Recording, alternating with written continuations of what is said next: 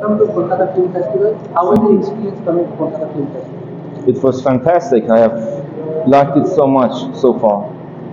So talking about your film, what was the inspiration behind your film? The inspiration is that,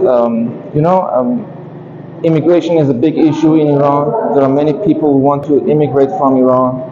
And also Iran being hosting the most Afghan refugees is experiencing a very special condition. And so in this movie, Years of the Sea, we have an Afghan woman as the protagonist who also wants to immigrate and meets other Iranian people, Iranian women who want to immigrate to other countries. Everyone, all of them for a different purpose, for a different reason. How much of real life events were taken from this making this film? Real life incidents. I think it's all of it is taken from real life experiences. I mean, if you live in Iran, if you talk to normal people, you can say 9 out of 10 people is looking for some ways to immigrate or has looked for ways to immigrate throughout his or her life.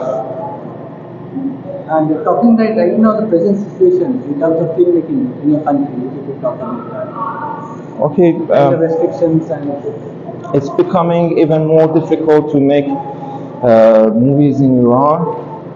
Firstly, because of the funding issues, the economical difficulties, it's hard to fund a movie. And secondly, because of the governmental censorship. It's really difficult to find an idea to turn into a movie which is feasible in terms of fundings, budget, and will not face restrictions from the government. And last question, sir, this kind of film festival, how important is it? Like exchange of ideas, exchange of filmmaking. What's your thought on this kind of initiatives?